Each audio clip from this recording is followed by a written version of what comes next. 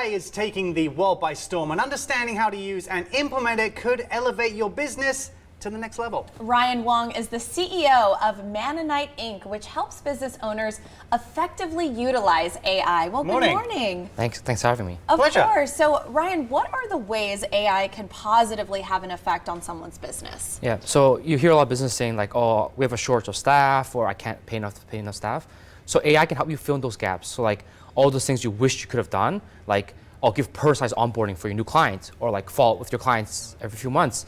Now you can leverage AI to basically do that stuff for you in the background, and you don't have to worry about it, and it'll just happen. Right. The end user, the consumer, I think there's so many conflicting ideas about AI, and people obviously see the benefit from things like the recent iOS update that's coming out for Apple. So people understand that it benefits them, but what's a broader picture for the consumer and how AI can impact their lives and help them?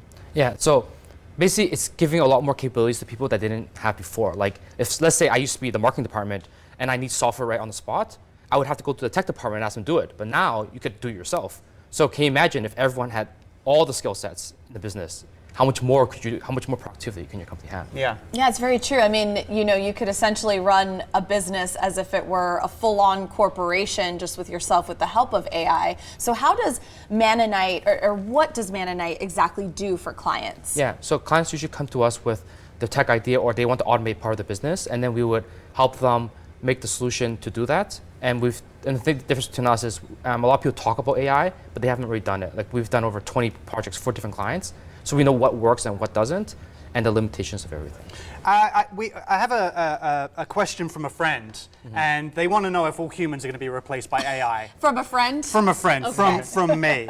Are we all going to be replaced by AI? Well, I think the way that the workplace is going to operate in the next 2-3 years is going to be completely different. I will compare to the agricultural revolution. When people used to work on farms and they go into factories, and it's the same thing happening. It's like we don't hear about typewriters anymore, right? But that used to be a job. Right. So I just think things are going to change drastically, and no one can really predict exactly what's going to happen. But So it's going to be like an integration more than just a replacement. yes. So Terminator's not true. Right, exactly. Okay, good. Which I think we've talked about being, if that were the case, rather than replacing, it could really have a great synergy for business overall.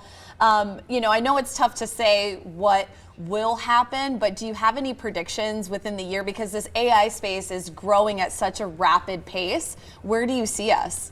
Where do you see us? In terms of what? Like in a year, where do you see AI standing in that sense? Well, I think in a year's time, I think every company will adopt part of it into the company, and the ones that don't, they're going to have a hard time competing, because how do you compete with someone who has 10 times the productivity and you only have one, right? So it will, it's coming whether you like it or not. Whether you like it or not. Get ready! Get ready. Yeah, just like Monday mornings. It's coming with you, like it or not. So, you've been responsible for 12 different startups. Obviously, the AI implementation, you can see the natural benefit from what you do. How does that structure for you? Does it obviously makes your life easier? It's easier to balance clients. How does that interact with everything you do? Yeah, so for me, ever since I was a child, I always loved to automate stuff and make things better. So this is one of my dream come true, basically. Where I can, I wish I could do this at my level, but you can't find an employee to hit, execute at that level. Now you have an AI that can do it. So imagine you clone yourself 10 times to do everything that you want to get done. That's how I would think of how AI helps you. Do you have a sort of, you've helped so many clients, but do you have a sort of ideal client in the sense of someone who's kind of scared to use AI that you can convince, or someone who's already sort of adapting to the idea of using it? Yeah, so a good example is in the insurance business. A lot of them tell me is they have too many potential leads, and they don't have time. They can't call people to cold call them anymore. So now you could use AI to help you call them on your behalf, and then you don't have to look for someone. What's the most common, easily dispersed myth about AI that you constantly hear, that you have to reiterate? You find yourself repeating yourself about a common misconception about AI? Yeah, so misconception is there's all these big open AI, these companies, and their goals are not aligned with the business. They want to make some AGI. They can't even agree on the definition of AGI, right? But they keep pushing, we're trying to push towards that.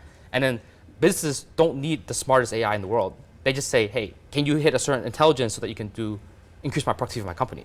So that's the biggest myth I think people need to realize, and really see what really works and what doesn't work Okay. And you can find that in my book. Yeah. Well, thank you so It's much for interesting, yeah. joining us, Yeah, yeah. Ryan. Thank you. It's a really interesting topic. We're always talking about AI, Right. so this is great. To learn more about using AI within your company, be sure to visit techwithryanwong.com.